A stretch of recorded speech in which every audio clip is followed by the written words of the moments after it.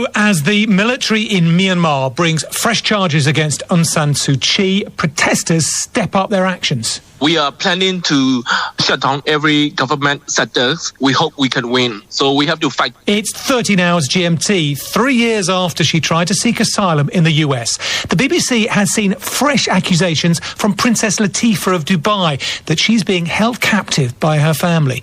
Also coming up, universities do have a legal right to uphold freedom of debate, and they've dismally failed to do so. the UK is creating a free speech champion. Should other countries do likewise? Coincidentally, Prince Harry and Meghan are speaking out. Will their interview with Oprah Winfrey contain any bombshells? And later in the programme, Texas, land of oil, cattle, and now... At the beach, the temperature is -6 Celsius. At the beach, there's snow on the beach. There are snowmen on the beach. All on the newsroom.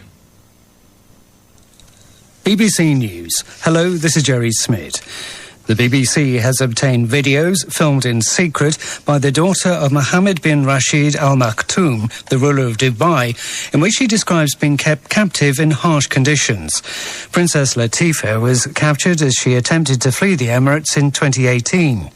The claims by the Sheikh that he was acting in her best interests have been bolstered by the former President of Ireland, Mary Robinson, who said the princess was being looked after well. But she's now told the BBC's Panorama programme she was duped. Nawal Al-Magahi reports.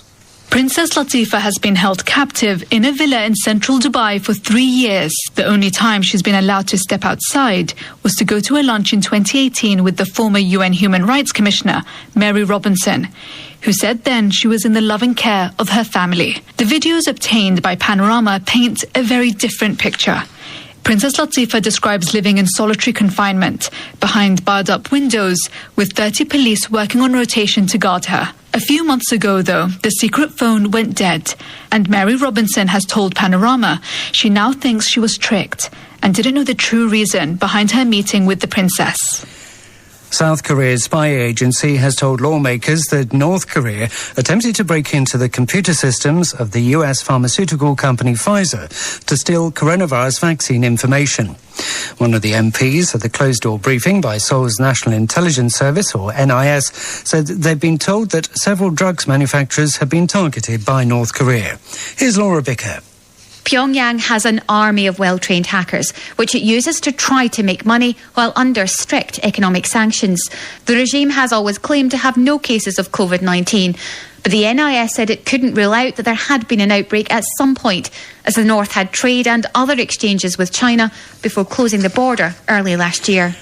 As protests continue in Myanmar's main cities, the military has promised that it will eventually hold new elections and relinquish power. A military spokesman attempted to justify the decision to topple the civilian government of Aung San Suu Kyi. The coup 2 weeks ago has produced mass demonstrations across the country and a campaign of civil disobedience. Jonathan Head has more details.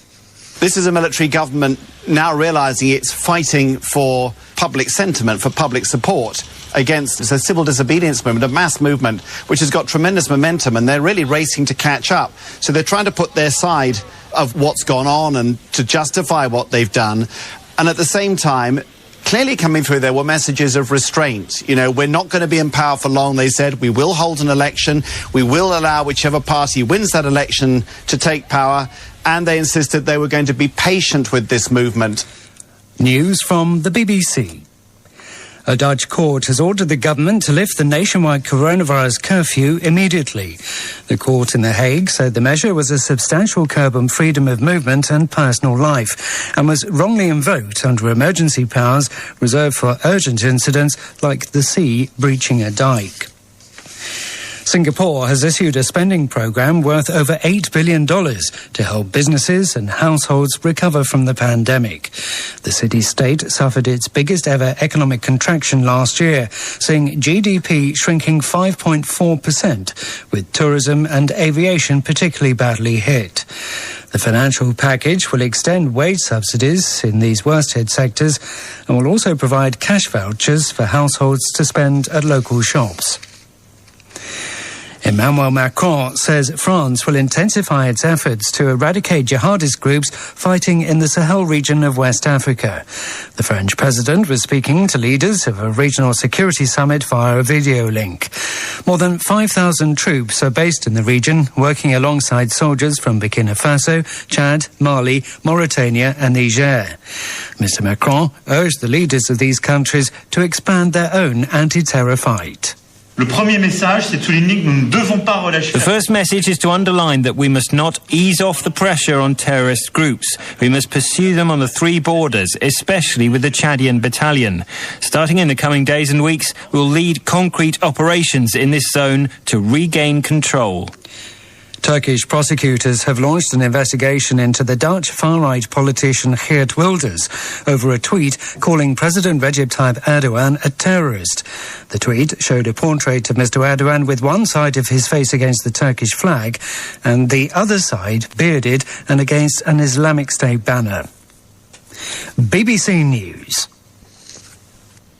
Hello, you're listening to the newsroom from the BBC World Service. I'm Nick Miles. They deposed her, and now the military generals in Myanmar are trying to make sure Aung San Suu Kyi never returns to the role of de facto president. They've outlined a new charge against her, just as her supporters continued to come out onto the streets. The BBC has spoken to one doctor in Yangon who didn't want to be identified. He said that people were united in their determination to oppose military rule. We are planning to shut down every government sectors.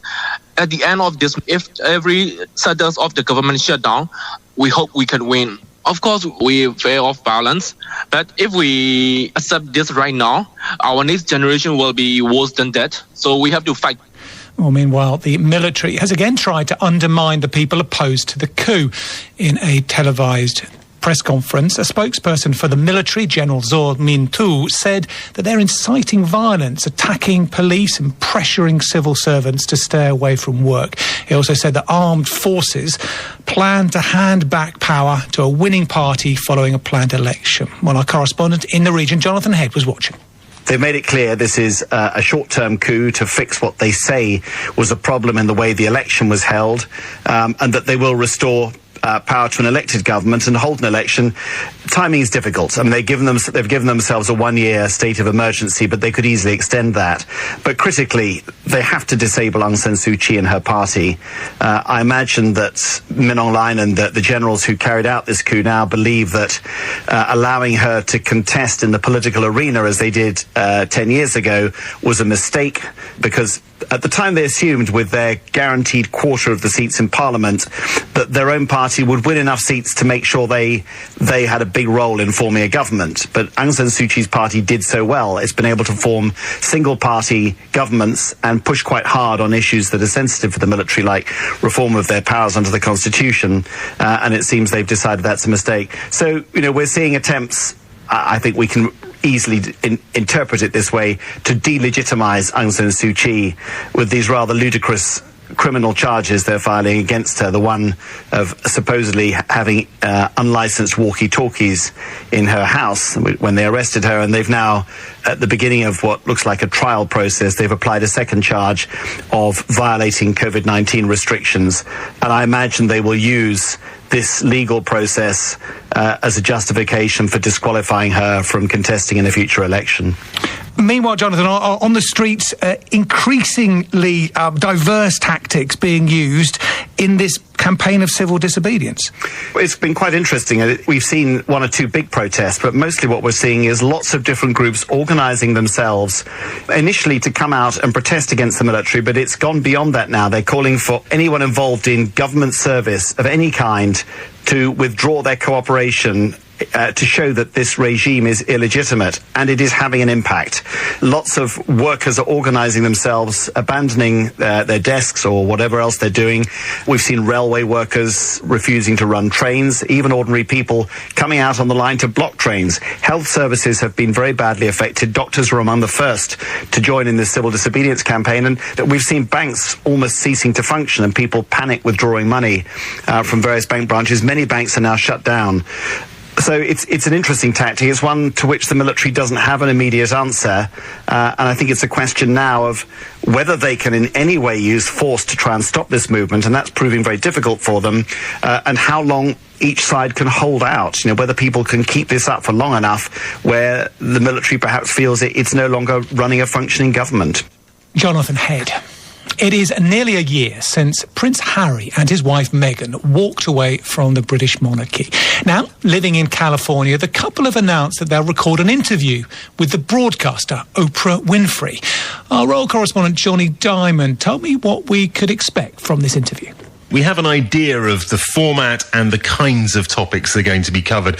We understand that the interview, which, as you say, will be carried out by Oprah Winfrey, huge celebrity in the US and someone who lives rather close to Meghan and Harry in California. She will sit down, first of all, with the Duchess, with Meghan, and cover everything, it says, so says CBS, the network that's publishing it, cover everything from stepping into life as a royal, marriage, motherhood, philanthropic work, and how she is handling life under intense public pressure. Presumably, the recently announced pregnancy will also be discussed. And then, once that discussion has been done, there will be a discussion that takes in also the Duke, that is Prince Harry. He'll take part in a chat about looking forward to the future, about what future projects might be. But as to the tone or tenor or the kinds of revelations that there might be in this interview, we do not know. Johnny, it's not hard to pick up on a bit of a contradiction here, is it? The couple have requested privacy, but they're doing this. It'll just create more interest, obviously. Yeah, I mean, look, they have asked for privacy in certain parts of their lives. The Duchess recently won a pretty important court case here in the UK where she sued one of the major newspaper groups for publishing what was clearly a private letter between her and her father. But at the same time, they wish to, yes, maintain their celebrity, maintain their profile, which is pretty critical to the kinds of media deals that they are striking left, right and centre in the US. And, their people say there's not much contradiction between that. They're allowed to have a degree of privacy. They're allowed to have privacy around their child in particular, but they wish to maintain a public profile and lead a public life. Johnny, briefly, the mere fact that they're doing this interview, will that have an impact on their position in the royal family? I don't think so. I mean, I think their position in the royal family is that they are private members of the family. They are not working members of the royal family. There's a review of that situation in a couple of weeks' time. I think we know what the direction of travel is. They are not coming back to the UK at any time in the foreseeable future and have forged an independent path. That was Johnny Diamond. A court in the Netherlands has ordered the government to lift a nationwide coronavirus curfew that sparked a lot of civil unrest there. It's the first curfew in the Netherlands since the Second World War and sparked several days of riots when it was initially introduced on the 23rd of January. Here's Anna Holligan in The Hague. Well, it tells you how unexpected this decision was when even the group that brought this case is surprised by the decision. So basically, the court looked at the reasons for introducing the curfew and the legal basis for those. So essentially, in court, they said the government implemented the curfew based on a law which states that the cabinet can introduce rules in an emergency without consulting Parliament in the Senate. But according to the court, the curfew was brought in response to something that didn't constitute an emergency, and they used the example of a dike being breached, and they said the evidence for this was that it was discussed in advance of this 9 p.m. stay-at-home order. The government can still appeal against it, of course. The Justice Minister has said he's looking at the ruling before deciding what to do. There's been a lot of celebration, though. This is one of the most controversial measures as part of the fight against COVID-19 here in the Netherlands. There were the riots, protests, and there has been quite a bit of celebration from opposition parties. So the leader of the Freedom Party, the Populist Freedom Party, Geert Wilders, has responded on Twitter saying, "Good news, end of curfew. I've always said the curfew is disproportionate." Somebody else has tweeted from the Denk Party, "Long live the rule of law." This isn't about the threat posed by COVID-19, the emergency situation. This is purely a legal ruling based on the way in which the Dutch government introduced the curfew by invoking this emergency law when the district court in The Hague has ruled there was no emergency to justify this. Anna Holligan there. You're listening to the BBC World Service. Jerry's here with the headlines. The BBC has obtained videos filmed in secret by the daughter of the ruler of Dubai, in which she says she's being held captive by her family. The military in Myanmar has attempted to placate public anger at the seizure of power by saying that it will eventually hold new elections. And as we've been hearing, a court in the Netherlands has ordered the government to lift a nationwide coronavirus curfew that sparked civil unrest. Thanks. Let's go back to our main headline there. We heard that Princess Latifa is saying that she's being held prisoner by her family in Dubai. In 2018, she attempted to flee to the United States, but she was detained on a boat off India and then returned to Dubai. The BBC has obtained recordings from Latifa where she explained her plight. I'm a hostage, and this villa has been converted into a jail. All the windows are barred shut. I can't open any window. I've been by myself, solitary confinement, no access to medical help, no trial, no charge, nothing. Well, the former Irish President and UN Human Rights Commissioner, Mary Robinson, had said that Princess Latifa was in the loving care of her family. But now she admits she was wrong. I was misled initially by my good friend, Princess Haya, because she was misled. Haya began to explain that Latifa had quite a serious bipolar problem. And they were saying to me, very kind of, in a way that was very convincing, we don't want Latifa to go through any further trauma. I didn't know how to address somebody who was bipolar about their trauma, but I really didn't actually want to talk to her and increase the trauma over a nice lunch. Well, BBC Arabic special correspondent is Nawal Al-Maghafi. Nawal, what more do we know about the conditions that she's being held in now? All we know, Nick, is what she's told us in those videos, that she's being held in solitary confinement in this villa in central Dubai. That phone that she was sending these messages out to her friends on went silent a few months ago. And ever since then, we haven't heard anything from Princess Latifa. We don't know what her situation is right now. We don't know if she's still being held there. And we just don't know what conditions are like for her right now. And remind us why, if we know in detail, why did she flee in the first place? So Princess Latifa said she filmed this video before she made this flee attempt in 2018, where she talks about how she's living a very restricted life in Dubai. She can't travel, she can't drive, she can't go anywhere without guards with her.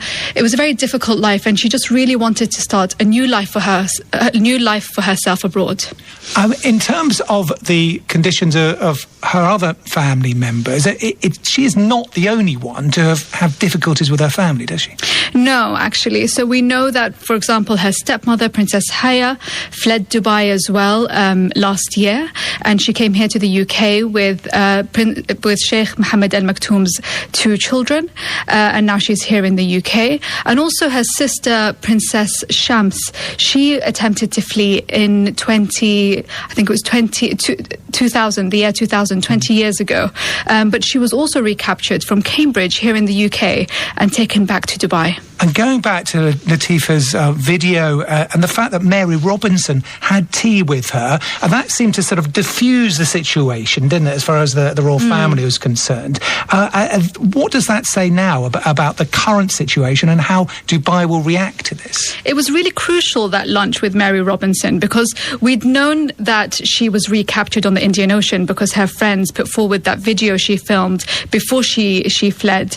So that lunch was really important in showing the world that she was still alive. And also the statement made by Mary Robinson saying that she was well, but that she's a troubled young lady, went everywhere. So these messages that we're putting out today clarify what happened that day, clarify how she was tricked, Mary Robinson, but also how Princess Latifa was duped into this lunch as well. So it's really, really important. OK, Noel, many thanks indeed. Thank you. A Spanish rapper who barricaded himself in at a Catalan university to avoid a prison sentence has been arrested by police. Pablo Hasél was given until last Friday to turn himself in after being sentenced to 9 months for sending a series of online messages glorifying terrorism and slandering the Crown and state institutions. Daniel Wissenberg reports.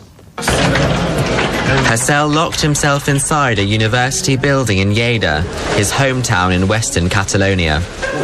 With him, about 20 helpers came prepared and fortified the doors with furniture. At first, the police didn't intervene, but Hassel warned if they wanted to jail him, they'd have to break in. I'll keep spreading my message, and I always will, even if it gives me a prison sentence. Because refusing to comply with unfair sentences is the only way to move forward in the struggle for change. Hassel's case has sparked protests in Lleida, as well as Barcelona and Madrid. More than 200 artists, including director Pedro Almodóvar and Hollywood actor Javier Bardem, have signed a petition for his sentence to be dropped. And in many cities, there's been an explosion of posters and graffiti defending Hassel. Sunday's Catalan election gave parties who support independence a majority in its parliament, and for the first time, over 50% of the vote. Long before independence became a political prospect, Catalans often expressed their difference to the rest of Spain through radical art forms. And after a decade of arguments between governments, that cultural tension still remains. Daniel Wittenberg there. At their best, universities are supposed to be palaces of ideas where facts are established and theories developed. But the British government is worried. It's creating a free speech champion to ensure that English universities don't stifle freedom of speech on the grounds of censoring views that some students might not welcome. The newsroom's Jonathan Savage reports. The concept of no platforming is becoming familiar, refusing to allow a speaker to take part in an event or debate because their views are simply too unpalatable or extreme for public consumption. It is not about creating an intellectual space. It is not. Do you understand that? It's about creating a home here. This is the First Amendment that protects your right to stand here, protects mine. How big a problem is it? Universities do have a legal right to uphold freedom of debate, and they've dismally failed to do so. Well, I have spoken at hundreds of universities and colleges. These no-platform policies are quite rare. Those two people engaging in a civilised debate on the BBC might know a thing or two about it. Professor Selina Todd, an Oxford University academic, and gay rights activist Peter Tatchell have both been targeted by no-platform protests. They're talking in the wake of the UK government announcing plans to appoint someone to regulate matters such as no-platforming, with the Education Secretary Gavin Williamson warning of what he calls a chilling effect on campuses.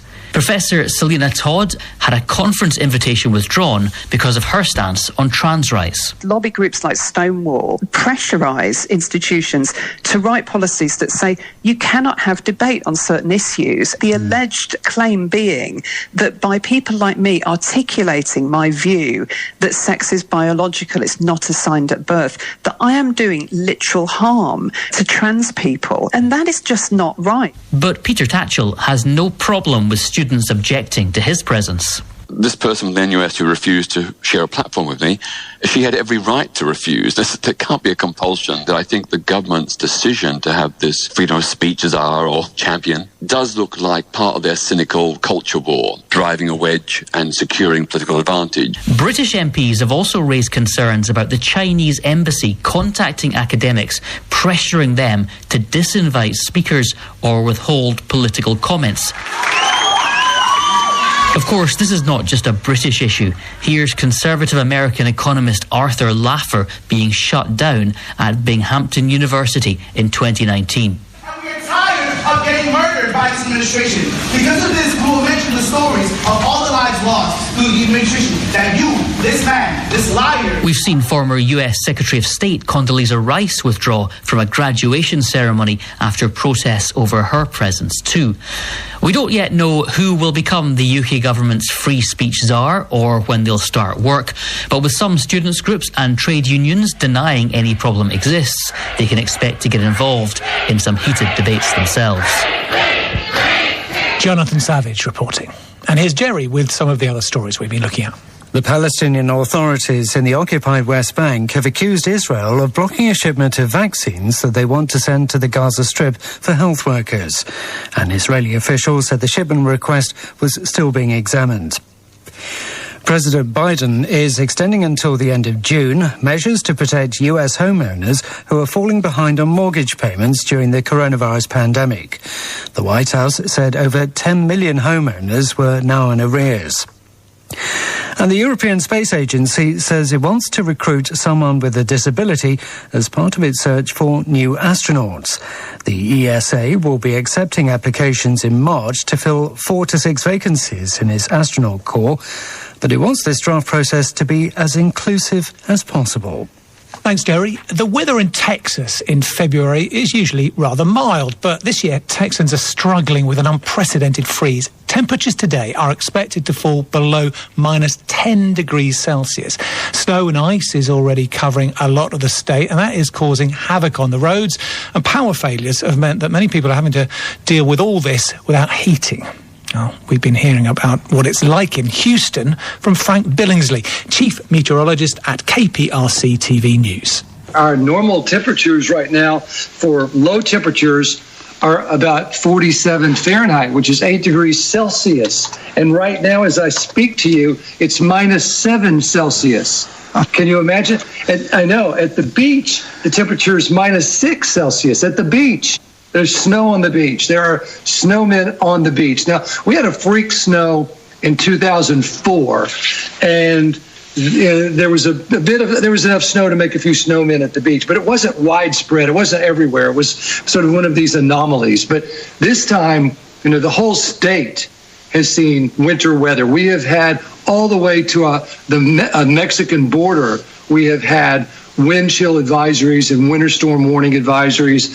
So wherever you look in Texas, this week we have had winter weather coming through. One of the huge issues across the state is electricity. Believe it or not, all these big windmills that are out in West Texas, Texas has more windmills